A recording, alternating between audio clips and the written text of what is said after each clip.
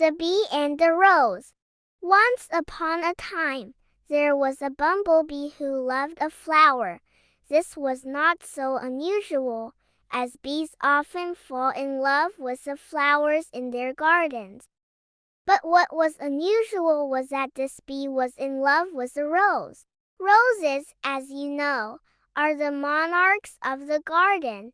They are too fine and lovely for common things like bees. But this rose was different from the others, and she loved her bee just as much as he loved her. One day, the queen was walking through the garden and she said to the gardener, "From now on, I should like you to cut me a bouquet of roses every Sunday." The gardener promised he would. Do so.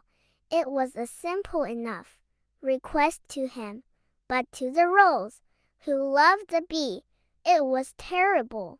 "A bouquet of roses," she cried, "every Sunday?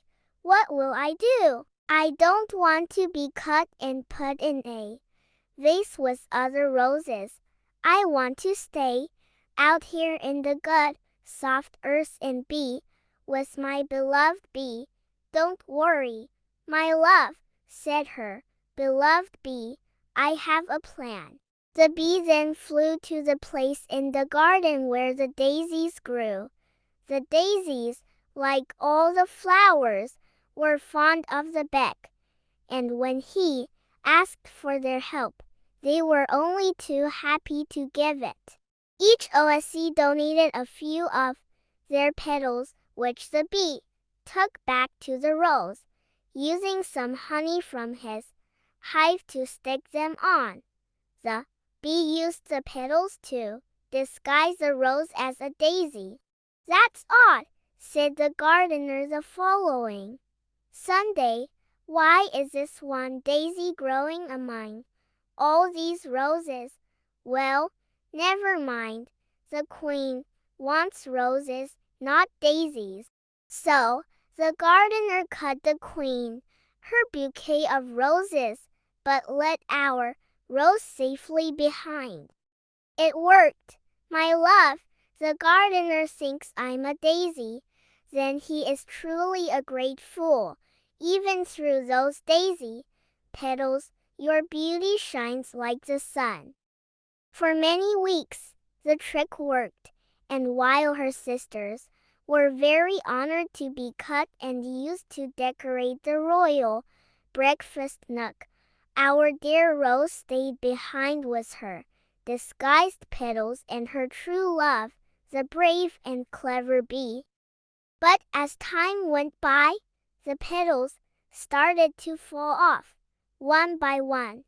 Soon, they would fall off altogether, and the gardener would see that she was really a rose.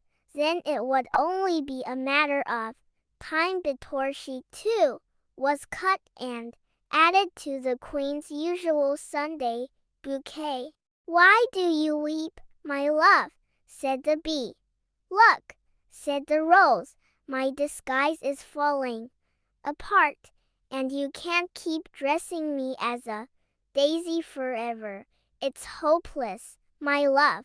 "Nothing is hopeless where there is love," said the bee, and before the startled eyes of the rose, the bee transformed into a beautiful fairy.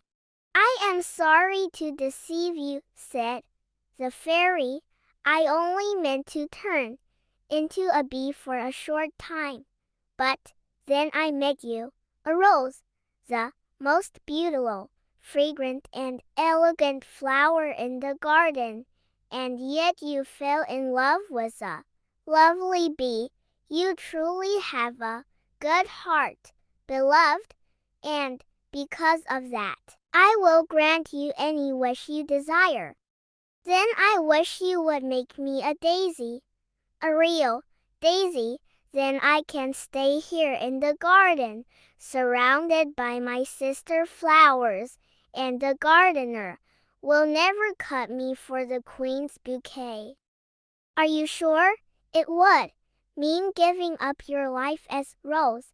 I would rather be a daisy if it means I can be free and happy, and if it means you will stay with me always, promised the fairy. And the rose did become a daisy, and she lived among the other daisies in the royal garden, and the fairy turned back into a bee so that they could be together just as they were before. Now you might think that it's better to be a rose than a daisy. You might also think that, given the choice, you'd rather be a fairy than a bee. But I think if you really thought about it, you'd realize that the one thing you want to be most of all is happy. The end. Thanks for watching.